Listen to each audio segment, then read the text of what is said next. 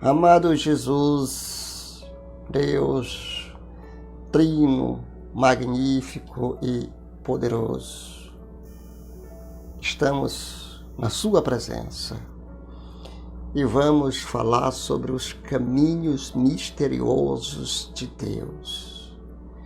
Deus tem os seus próprios caminhos, apesar de Ele ser o caminho. Quando nós dizemos que Deus tem os seus próprios caminhos, é suas maneiras de agir, de falar, tá? Jesus usou várias maneiras para curar as pessoas. Nós podemos observar que uma delas foi a transformação de água em vinho. Para nós hoje, seres humanos, isso é impossível, isso humanamente falando. Mas espiritualmente falando, tendo a sua fé em ação, sem sombra de dúvida, aí se torna tudo possível. Amém, irmãos? Pois é, os caminhos misteriosos de Deus. Nós temos os problemas de crescimento. Nós sabemos que assim que nós nascemos, nós damos muitos trabalho para crescer. E depois do crescimento, continuamos a dar trabalhos. Mas aí, esses trabalhos que nós damos, eles se tornam os problemas para, na verdade, as pessoas crescerem espiritualmente. Aí nós temos o crescimento na fé, exercitando a fé, a resposta de espera, ficando alerta, né? E quando Deus parece calar. Nós vamos ler isso aqui, quando Deus parece calar, para nós dar o resumo desses tópicos que nós acabamos de falar. Muitos cristãos vivenciam momentos em que parece que Deus está muito distante. Às vezes você diz, eita, mas Deus só pode estar muito distante, porque eu estou passando por problemas aqui. E se Deus estivesse aqui? Foi o caso de Marta e Maria. Desejaram muito que Jesus estivesse ali. Isso pessoalmente, porque espiritualmente Jesus estava lá. Quando suas orações parecem não ser respondidas e a vida cristã fica mais árdua. É nesse momento, nessa circunstância, que os cristãos pensam que Deus está muito distante. Talvez ele tenha, talvez eu ou você ou nós tenhamos pecado contra o Senhor. Talvez algo em sua vida, por exemplo, um relacionamento pessoal que precisa ser resolvido, ou talvez ele esteja apenas cansado ou indisposto. Mas também pode ser que Deus, eu não vou concordar que Deus esteja cansado ou indisposto, né? Aqui é eles, no caso, as pessoas no relacionamento. Mas também pode ser que Deus o esteja guiando através de que alguns vieram a chamar de a noite escura da alma. A noite escura da alma. Irmãos,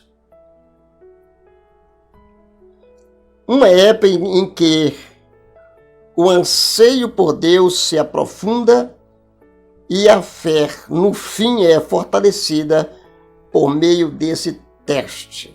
Finalzinho, tá? O crescimento na vida cristã, como crescimento como pessoa, não é uma diversão de brincadeira, viu, irmãos? Não é uma diversão e brincadeira. É coisas sérias. Tudo bem. Vamos aqui, os caminhos misteriosos de Deus. Né? Os caminhos misteriosos de Deus. As pessoas, quando acontece algo inesperado, muitas vezes perguntam a si. Por exemplo, eles estão ali e de repente acontece algo inesperado. E eles começam a questionar entre si e começam a fazer indagações como esta. Por que Deus permitiu que isso acontecesse? É a mesma coisa de você perguntar: por que Deus permitiu que Pedro e seus companheiros passassem a noite todinha sem pescar um peixe? Por que Deus permitiu que aquele homem que não tinha pecado ou nascesse cego? Por que Deus permitiu que os filhos de Israel sofressem no jardim, aliás, na terra, em direção à terra prometida? Essas são as indagações que pode associar-se a essa. Em geral, irmãos, a pergunta, olha aí, irmãos, a pergunta é um tipo de queixa que elas veem, irmãos. Um evento como a punição inesperada, aliás, um exemplo de uma punição inesperada. Né? Deus, ele pode muito bem destruir uma cidade e depois você perguntar: mas por que Deus destruiu Sodoma e Gomorra? Aí você vai perceber que Deus tem as razões pela qual ele destruiu. Deus não destrói nenhuma nação, nenhuma cidade, nenhum ser humano sem antes avisá-los, sem antes comunicar. Veja bem, irmãos, mas para o cristão, qualquer coisa que acontece, irmãos, oferece uma oportunidade para avançar na vida cristã. Observe, essas coisas aqui que nós falamos antes não é para os cristãos. O cristão não faz esse tipo de pergunta porque nós sabemos, assim, mais ou menos como é que Deus trabalha, né? Deus tem as suas maneiras de trabalhar e nós sabemos. E sabemos que quando isso acontece, é Deus oferecendo uma oportunidade para que nós possamos avançar na vida cristã, ok? Embora permaneça a pergunta: por quê? Aí, um primeiro subponto: os caminhos de Deus são distintos. São distintos dos nossos caminhos, irmãos. O próprio Jesus disse que os nossos pensamentos não são os vossos pensamentos. Olha, todos sabem que Deus é maior que qualquer ser humano. Isso, quem não sabe, talvez não deva ele se comparar nem com um animal irracional, porque ele também sabe. Vemos? Assim, dificultando, dificilmente é de surpresa que a Bíblia afirme que seus caminhos e pensamentos estão além do entendimento do ser humano. Claro, isso aqui não é, como é que se diz, surpreendente, porque nós sabemos. Aí nós pode ler, se você quiser ler, Isaías 55, versículo 8 e 9. Eles são complexos demais para que possamos entendermos. O pensamento de Deus é muito complexo, não dá para entender Deus. Por isso, a Bíblia nos encoraja a orar cuidadosamente. A Bíblia está nos encorajando a orar, irmãos,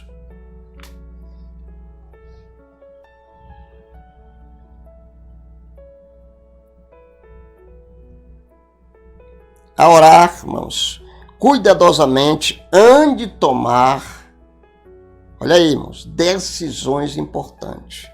Não tome nenhuma decisão importante sem antes conversar com Deus. Não faça isso. Você pode ver aí um exemplo de Jesus em Lucas 6, versículo 12 a 16. Como os caminhos de Deus são distintos, já a sabedoria de Deus é limitada, irmãos. As pessoas, às vezes, em geral, fazem o que acreditam ser certo. Acreditam ser certo. Isso não quer dizer que está certo. Mas a sabedoria humana está muito distante da verdade de Deus, porque ela nem sempre é instruída pela sua lei e vontade. Leia lá 1 Coríntios 3, 2 a 10. Até mesmo os cristãos podem ser desorientados e equivocados. Precisamos ter muita cautela. Nós vamos encerrar com o terceiro subponto, que diz um conjunto de valores.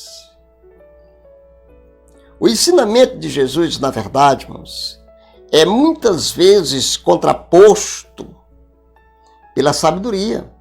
Claro, é aceita pelas pessoas ao nosso redor. Em geral, elas dizem que a riqueza é um sinal de bênção de Jesus ou de Deus. Jesus disse que era um sinal de seu amor gracioso conseguir doar para os necessitados, independentemente do custo. Está vendo aí, irmãos? A riqueza é para ajudar os pobres. Estamos tão acostumados com os caminhos ímpios que a vida cristã pode parecer muito estranha e diferente. Nós estamos acostumados, irmão, né, com esses caminhos por aí, caminhos que no começo ele oferece asfalto, vai asfalto, depois vai pisar, depois um pedacinho de estrada só no chão mesmo, depois lama, aí vem lama, tá vendo aí? E assim sucessivamente, irmãos. E aí é o oferecimento das armadilhas de Satanás. Pecar nunca é bom, irmãos. Bom mesmo é se afastar do pecado, é não pecar contra Deus. Que Deus em Cristo abençoe você, meu grande amigo e amiga, todos quantos assistiram esse vídeo, e esperamos que ele tenha um grande efeito na sua vida. Solicito a você que se inscreva no canal e nos ajude, compartilhando o vídeo e dando o like. Ok, irmãos? Que Deus em Cristo abençoe a todos, em nome do Senhor Jesus. Obrigado, meu Deus. Obrigado pela existência de todos aqueles que são gratos e fiéis a Ti, Jesus. Amém, Jesus, e amém.